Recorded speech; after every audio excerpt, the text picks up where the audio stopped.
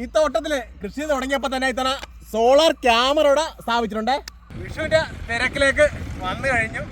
ഇന്നിപ്പോൾ ഏകദേശം ഒരു 12ഓളം പേരാണെന്ന് ഒരേ ഫീൽഡിൽ വർക്ക് എടുക്കുന്നത്. 3 ട്രാക്ടർ ഉണ്ട് കേട്ടോ. ഇവിടെ വരമ്പെടുക്കുന്നു, അവിടെ വളങ്ങളെല്ലാം കൃത്യമായിട്ട് കൊണ്ടുവന്നിട്ടിരിക്കുകയാണ് കേട്ടോ.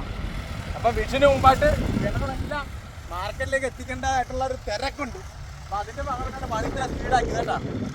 മുൻവർഷങ്ങളിലേക്ക് ഉണ്ടല്ലോ ചുമന്നിട്ടാണ് ഇവിടെ വന്നിട്ടിരിക്കുന്നത്. ഇപ്പോൾ ഈ ട്രാക്ടറിൽ തന്നെ ആകുമ്പോൾ 10-25 ചാക്ക് വളമാണ് ഒറ്റ ട്രിപ്പിന് വരുന്നത്.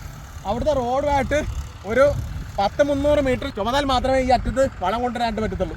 അവിടെ പരമ്പരാഗത രീതിയിലും ഇവിടെ ഫുള്ള് ഹൈടെക് രീതിയിലാണ് കൃഷി ചെയ്യുന്നത്. 5 മീറ്റർ ഡിസ്റ്റൻസിൽ ഓരോ ചാക്ക് വളമാണ് ഇടുന്നത്. ഇവിടെ പ്രധാനമായിട്ട് കോഴിക്കാട്ടാണ് വളം സ്പോട്ടിലെത്തി വർക്ക് എടുക്കുന്ന അതേ അറ്റത്താട്ടാ. അപ്പോൾ ട്രാക്ടറിൽ തന്നെയാണ് പുറകുവശാണ് വളം കംപ്ലീറ്റ് ഈ സ്പോട്ടിലേക്ക് പോകുന്നത്. ഉള്ള പ്ലോട്ടിൽ നിന്ന് വ്യത്യസ്തം എന്ന് വെച്ചാൽ ഏറ്റവും വലിയ കൃഷിയിടാണ് ഞാൻ ചെയ്യുന്നത് വെച്ച് ഉള്ള കൃഷിയിടാണ്. കാരണം ബാക്കി 2 ഏക്കർ 3 ഏക്കറാണ്. ഇവിടെ ഏകദേശം ഒരു 10 ഏക്കറോളം വരും. അവിടെ കൃഷിയൊക്കെ ചെയ്ത് തുടങ്ങി ഈ അറ്റം വരെ ഇങ്ങനെ ചെയ്തുകൊണ്ടിരിക്കുക കേട്ടാ. ഇപ്പോൾ വിഷു പ്രമാണിച്ചാണ് പ്രധാനമായിട്ട് ഫോക്കസ് ചെയ്യുന്നത്. അവിടെയൊക്കെ പേരൊക്കെ വിളവെടുക്കുന്നുണ്ട്, സെക്കൻഡ്സ് ഉണ്ട്. ഇവിടെ ചെറുപയർ ഉഴുന്ന് അങ്ങനെയുള്ള ഐറ്റമാണ് പ്രധാനമായിട്ട് കൃഷി ചെയ്തിരിക്കുന്നത്. ഇവിടെ വിഷുവിന് കണക്കൂട്ടുള്ള കൃഷിയാണ് പ്രധാനമായിട്ട് ചെയ്യുന്നത്. ഇവിടെ കണിവെള്ളരി, അവിടെ കണിമത്തൻ, ഇവിടെ വെണ്ടയും പയർ, പൊട്ടുവെള്ളരി, തണ്ണിമത്തൻ അങ്ങനെയുള്ള കൃഷിക്കാണ് ഈ ഏരിയയിൽ പ്രാധാന്യം കൊടുക്കുന്നത്. പിന്നെ ഇവിടെ കണ്ട ഇവിടെ ഒരു 5 മാസം മാത്രമേ കൃഷി ചെയ്യാൻ പറ്റുള്ളൂ. അത് കഴിഞ്ഞ് നെൽകൃഷി ചെയ്യണ പാടാണ്. ഒരു പറമ്പിനനുസരിച്ചുള്ള അല്ലെങ്കിൽ പാടത്തിനനുസരിച്ചുള്ള വളങ്ങൾ കൊടുത്താൽ മതിയാവും. ഇവിടെ പ്രധാനമായിട്ടും ബേസ് വളങ്ങൾ കൂടുതലായിട്ട് കൊടുക്കുന്നത് കോഴികളാണ്. ഇവിടെ ചാണകം അങ്ങനെ ഉപയോഗിച്ചിട്ടില്ല. കാരണം നെൽകൃഷി കഴിഞ്ഞ മണ്ണ് നല്ല വളക്കൂറുള്ള മണ്ണാണ്. ഇവിടെ ഇപ്പോൾ ഡോളോമെറ്റ് എല്ലാ വരമ്പിലും ഇട്ടിട്ടുണ്ട്. ഉമിച്ചാരിട്ടിട്ടുണ്ട്. നല്ല കടുത്ത മേലാണ് വരാൻ പോകുന്നത്. ഇതുണ്ട്, ഇത് ഫുള്ള് ഉമിച്ചാരാണ്. റൈസ് മില്ല ചാരാണ് ഇത് ഉള്ളത്. ഇതൊക്കെ ഈർപ്പം പിടിച്ചിട്ടുണ്ട്. ഇതുണ്ടാ റൈസ് മില്ല ചാരാണ് ഫുള്ളത്. ഇപ്പം ഫുള്ള് കോഴിക്കാട്ടോ. ഇവിടെ ലേഔട്ട് കഴിഞ്ഞ് ആ വരമ്പ് ഉണങ്ങും മുമ്പ് അവിടെ ഷീറ്റ് വെച്ചിട്ടിരിക്കുകയാണ്. പിന്നെ വെറുതെ ഇങ്ങനെ വരമ്പ് ഫിനിഷ് ഇട്ട് കഴിഞ്ഞാൽ ഉണങ്ങിപ്പോകും. അപ്പോൾ അതുകൊണ്ട് ഇവിടെയും വിരിച്ചിട്ടിരിക്കുകയാണ്. ഇപ്പുറത്തും ഒരേപോലെ എല്ലായിടത്തും വിരിയാണെന്നുണ്ടെങ്കിൽ 2 സെക്ഷനായിട്ടാണ് ഇന്ന് വിരിച്ചിട്ടിരിക്കുന്നത്. ഇവിടെ ഇപ്പോൾ ഷീറ്റൊക്കെ വിരിക്കുന്നത് മാനുവലായിട്ട് തന്നെയാണ് വിരിക്കുന്നത്. ഇപ്പോൾ ചില മിഷനറികളൊക്കെ വന്നിട്ടുണ്ട്. പക്ഷേ നമ്മളൊരു വേറൊരു പറമ്പിൽ ട്രയൽ കൊണ്ട് നോക്കിയപ്പോൾ അത്ര സക്സസ് ആയില്ല. അതുകൊണ്ടാണ് ഈ മാനുവലായിട്ട് തന്നെ ഇവിടെ ചെയ്തത്. അപ്പോൾ അടുത്തൊരു മിഷനറി വരുന്ന സമയത്ത് ഫുള്ള് ഇത് മിഷനറി വെച്ചാണ് ഷീറ്റും ഒക്കെ വിരിക്കണമെന്നുണ്ടെങ്കിൽ വളരെ എളുപ്പം, ഇതിനേക്കാൾ വളരെ കുറഞ്ഞ സമയം കൊണ്ട് നമുക്ക് വിരിച്ച് തരാനായിട്ട് പറ്റും. നമ്മളിപ്പോൾ ഉണ്ട് ഇപ്പോൾ ഫുള്ള് വിരിച്ച് തരുന്നത് സൈഡ് ഇടക്കിടക്ക് ആദ്യം മണ്ണ് വെച്ച് പോകും. അപ്പോൾ അത് കഴിഞ്ഞാൽ ഫുള്ള് സൈഡ് മണ്ണ് വെച്ച് പോകണം കേട്ടോ.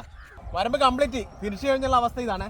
ഫുള്ള് ദേ പൈപ്പും അറ്റം വരെ ഓടിച്ചിരിക്കുകയാണ്. അപ്പോൾ പൈപ്പ് ദേ വരമ്പിൽ നിന്ന് തെന്നിപ്പോയിരിക്കാൻ വേണ്ടി ഇടക്കിടക്ക് ചെറിയൊരു വെയിറ്റ് കൊടുത്തേക്കണം. പിന്നെ ആ ഷീറ്റ് വിരിക്കും മുമ്പായിട്ടത് മാറ്റിയാൽ മതിയാവും. ഇവിടെ പൈപ്പ് തമ്മിലുള്ള ഒരു ഹോളിൻ്റെ ഡിസ്റ്റൻസ് വരുന്നത് 40 സെൻറ്റിമീറ്ററാണ് കേട്ടോ. ഓരോ വിളകൾക്കനുസരിച്ചാണ് കേട്ടോ വരമ്പിന് പാത്തി തയ്യാറാക്കിയിരിക്കുന്നത്. കുമ്പിളാണെങ്കിൽ ഒരു 3 മീറ്റർ, വെള്ളരി 2 മീറ്റർ, തണ്ണിമത്തൻ 2 മീറ്റർ, വെണ്ട 1.5 മീറ്റർ. വിവിധ തരത്തിലാണ് വരമ്പിൻ്റെ പാത്തി നിശ്ചയിച്ചിരിക്കുന്നത്. വരമ്പിൻ്റെ വീതിയെല്ലാം വരുന്നത് 60 സെൻറ്റിമീറ്ററാണ്. വരമ്പ് കംപ്ലീറ്റ് ഫിനിഷ് കഴിഞ്ഞാണ് ഷീറ്റ് വിരിക്കുന്നത്. പൈപ്പിൻ്റെ ഹോളുകൾ തമ്മിലുള്ള ഡിസ്റ്റൻസ് വരുന്നത് 40 സെൻറ്റിമീറ്ററാണ്. തോട്ടത്തിൻ്റെ പ്രത്യേകത ഹൈടെക് രീതിയും പരമ്പരാഗത രീതിയും എല്ലാം കൂടെ ഒരുമിച്ചാണ് കൊണ്ടുപോകുന്നത്. ഈ 1 ഏക്കർ ലാൻഡിൽ തീർത്തും പരമ്പരാഗത രീതിയിലാണ് ചെയ്തിരിക്കുന്നത്. ഇവിടെ മത്തനും കുമ്പിളാണ് നട്ടിരിക്കുന്നത്. ഇങ്ങോട്ട് വരുമ്പോഴാണ് ഹൈടെക് രീതി തുടങ്ങുന്നത്. കൂടുതലും കൃഷി എളുപ്പമാക്കുന്നതിന് വേണ്ടിയാണ് ഹൈടെക് രീതി. ഇതാകുമ്പോൾ പെട്ടെന്ന് തന്നെ ഇറിഗേഷൻ നമുക്ക് ഈസി ആയിട്ട് ചെയ്യാനായിട്ട് പറ്റും. ഇപ്പോൾ ഒരു മോട്ടർ വെച്ച് തന്നെ 4-5 പാർട്ടായിട്ടാണ് ഇവിടെ ഫുള്ള് നടക്കുന്നത്. ഇവിടെ 1.5 HP മോട്ടർ ഉപയോഗിച്ചുകൊണ്ട് 2 ആഴ്ച സമയമെടുത്താണ് ഈ പാടത്തെ ജോലികൾ കംപ്ലീറ്റ് തീർത്തിരിക്കുന്നത്. ഏകദേശം ഒരു 162ഓളം പേര് പല ദിവസങ്ങളായിട്ട് പണിയെടുത്തിട്ടാണ് ഈ വർക്ക് കംപ്ലീറ്റ് ആക്കിയത്. കംപ്ലീറ്റ് ഷീറ്റ് വിരിച്ച് കാണിച്ചിരിക്കുകയാണ്. ഇനിയിപ്പോൾ കണക്ഷൻ കൊടുക്കാൻ വേണേ ഒരു PVC പൈപ്പിൽ കണക്ഷൻ കൊടുക്കണം. പൈപ്പിൻ്റെ 2 സൈഡിലും ഹോൾ ഇട്ടിരിക്കുകയാണ്. ഒരു സൈഡിൽ ചീരയാണ് വെച്ച് പോകണം കേട്ടോ. 8 കാലമായിട്ട് ഫുള്ള് ചീര. അപ്പം ഈ തോട്ടത്തിൽ തണ്ണിമത്തൻ ഉൾപ്പെടെയുള്ള ഒരുപാട് വെറൈറ്റി പച്ചക്കറികളും ഫ്രൂട്ട്സുമാണ് കൃഷി ചെയ്തിരിക്കുന്നത്. അതുകൊണ്ടാണ് ഇത്തവണ സോളാർ ക്യാമറ ഇവിടെ സ്ഥാപിച്ചിരിക്കുന്നത്. ഈ തോട്ടത്തിൻ്റെ ഒരു 3 ഭാഗത്തായിട്ട് ക്യാമറകൾ സ്ഥാപിച്ചിട്ടുണ്ട്. ഇത് ഫുള്ള് സോളാർ വർക്ക് ചെയ്യുന്നില്ല കേട്ടോ. അപ്പം 2 ദിവസം അപ്ഡേറ്റ് ആണ് പ്രധാനമായിട്ടും പറയുന്നത്. അപ്പം ഈ ഇവിടെ കൊണ്ടുവരണം സ്ഥാപിക്കുകയാണ്. അപ്പം ഈ ഒരു ക്യാമറ ഒരെണ്ണം ഫിക്സഡാണ്, ഒരെണ്ണം റൊട്ടേറ്റ് ചെയ്യും. ഫുള്ള് റൊട്ടേറ്റ് ചെയ്യുന്ന രീതിയിലാണ്. രാത്രിയും പകലും ഒരേപോലെ കാണാവുന്ന രീതിക്കാണ്. അപ്പം സിം ഉപയോഗിച്ച് വർക്ക് ചെയ്യാനായിട്ട് പറ്റും. അപ്പോൾ ആ രീതിക്കാണ് ഫുള്ള് സ്ഥാപിച്ചിരിക്കുന്നത്. അപ്പോൾ ഒരു കഴിഞ്ഞ ഒരു 7 വർഷം മുമ്പ് വീട്ടിലൊരു സോളാർ സ്ഥാപിച്ചിട്ടുണ്ടായിരുന്നു. അതേ ടീം തന്നെയാണ് ഇത്തവണ നമുക്ക് സഹായമായിട്ട് വന്നിരിക്കുന്നത്. അവരുടെ നമ്പർ ഞാൻ താഴെ കൊടുത്തേക്കാവേ.